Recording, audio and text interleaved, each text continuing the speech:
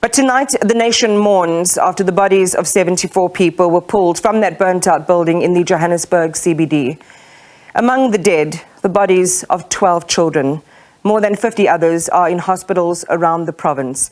The overnight fire engulfed this five-story apartment block, or a five-story municipal block, apparently an abandoned office, leaving in its wake the biggest tragedy in the recent history of the city. I'm Mbalenhle Mthethwa, and this is Full View, and we will get as many perspectives as we can on the story to help us understand what led to this tragedy. We are assisting the firefighters as much as they can. I'm looking for my daughter. She stays in this building.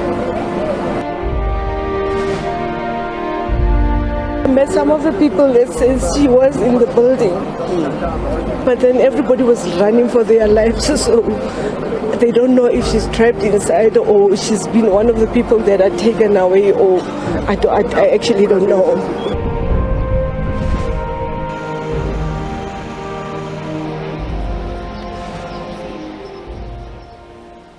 And so many families in pain tonight. We understand that 200 families will be relocated to temporary shelters to spend the time overnight or in the next couple of days until alternative accommodation can be found for them. But here's what we know so far. That over 70 people killed. We had an update from the city a short time ago, 74, among them 12 children. Over 50 people injured. The victims' bodies have now been moved to various mortuaries, and we have just also heard from the city there is a help desk number for families who want to locate their loved ones, and we'll project that number on our screens as soon as we can. Avoid Marshalltown precinct. That's the warning from JMPD officials in the city. It is a scene that is still being attended to, multiple personnel there, so people who are using that road and that precinct are advised not to. And again, the exact cause of the blaze is still being investigated. The city also just telling us a short time ago, they've also employed sniffer dogs to accompany the emergency personnel to go and have a look at the building. So the building's also been sealed off, and people are prohibited from trying to gain access. So this is where the tragedy happens. If you want to understand just in relation to the rest of the province and the city itself, this is exactly where it is, in the Gauteng province, all the way down into the Johannesburg CBD, into the area known as Marshalltown. And we are expecting the President Cyril Ramaphosa, to conduct a site visit earlier this evening. We had mentioned the address to the nation that was scheduled for 8 p.m. has now been cancelled in favor of the President being on the ground and going to see the scene of the tragedy earlier today. And this is our question of the day. We would love to hear your thoughts on the fire in Marshalltown, Johannesburg, that has claimed so many lives. Please send your comments using the hashtag FullView. And we would also welcome your 30-second voice notes and videos. I imagine that a lot of people will want to express their condolences for this tragic loss of life. So the President, as I say, conveying his condolences to victims of the fire in the Johannesburg CBD this morning. We'll come back to that story in just a moment. But for right now, let's take you to our reporter in the field who's been watching this story for the whole day and really seeing how the emergency responders have responded to the scene and giving us a sense of how the community and the eyewitnesses there have been responding. Mbalenhle, good evening to you. It must have been a really harrowing day. We've been watching you cross live to the scene. What can you tell us at this hour as we begin to sort of make sense of what's gone on? Well, Iman, I think what we can certainly do is to, bring our viewers up to speed with what has happened throughout the day. Now, we do understand that media houses got word of a fire in the Johannesburg CBD in the early hours of this morning. And at the time, the death toll was just 10, but we saw that number rising throughout the day. And by 3 this afternoon, the number had climbed to 75. alive. And we understand that those people, those bodies and those remains have been taken to nearby mortuaries, and those who were hurt in the process have been taken to nearby hospitals, including Helen Joseph. Now, we also understand that part of the conversations that have dominated discussions today is who is to blame for this particular incident. We saw the city of Johannesburg and other officials blaming NGOs, particularly those human rights lawyers, accusing them of frustrating their efforts to really just enforce bylaws as well as evict people from buildings that are really unsafe to live in, and also to try and reclaim those lost buildings or those buildings which have been hijacked. Now, I'm joined by someone from SAFTU to give us a sense of what they believe. Now, earlier on, we spoke to the South African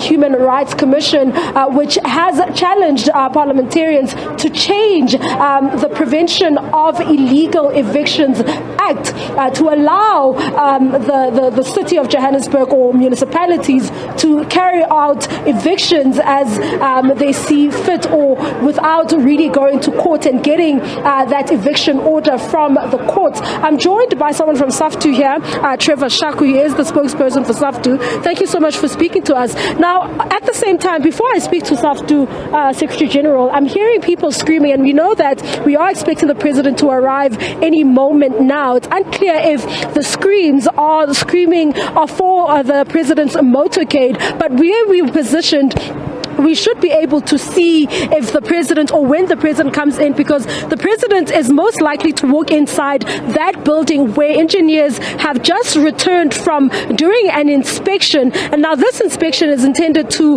really just test the structural integrity of this building. Now, I'm just going to speak to Trevor Shaku. We understand that, as SAFTU, you have issued a statement, and you are accusing officials of scapegoating, these NGOs, particularly these human rights lawyers, and you're saying that the blame should be put squarely on government for failing to provide adequate housing. Tell us more about these assertions.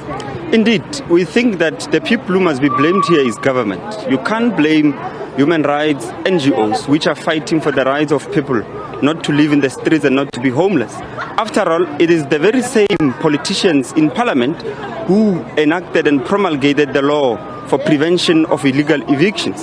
So why are they coming later to blame the human rights NGOs, which are fighting merely for the enforcement of the laws that have been passed by the same people? We think that is nonsensical, and this, in our view, is the abdication of responsibility on the part of government to try to scapegoat the human rights NGOs and the institutes which have entourages of lawyers who are on daily basis are fighting for the rights of our people. What would you propose the city of Johannesburg or municipalities or across the country should do when they are faced with a challenge such as this one? I mean, this could have been easily avoided had an eviction been carried out a lot sooner. We understand that there were intentions to do so much sooner, but it was unfortunately, and I mean, the city of Johannesburg was unable to do that due to being taken to court. Look, we think that government from all levels, local up to national, must coordinate to ensure that they build houses for the people. The problem here is a question of social housing. If you build alternative housing for the people, they will not occupy buildings which are abandoned. And in this instance, the city of Johannesburg does not have a leg to stand on. These kinds of occupations have been taking place since various administrations ago.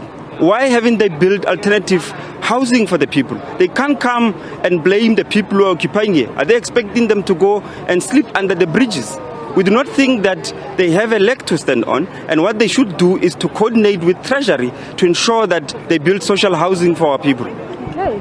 Thank you so much, Trevor Shaku, for speaking to us. There you have it. That is Trevor Shaku, SAFTU spokesperson, just saying that, all three spheres of government should collaborate really and try and resolve the issue and the backlog when it comes to housing and build social housing for people to prevent them from coming into the city and occupying abandoned buildings. I'm going to step out of the shot because I want to see what is happening behind me. It seems as though there is some movement, and as you know, we are waiting for the president to arrive, and as you can see around here, we're also going to be getting that update which will determine whether or not this building is fit for humans to live in it.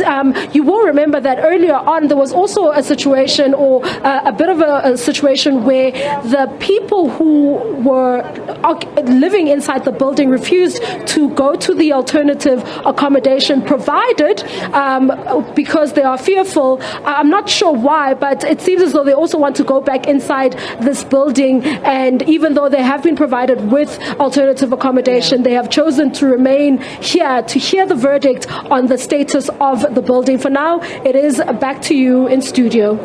Mbalenhle, thank you very much for that. You intimated that the arrival of the president is possibly imminent. Mbalenhle Mthethwa is on the scene of the tragedy in the Johannesburg CBD in Marshalltown. And as soon as we have eyes on the president's motorcade, we will go back there live.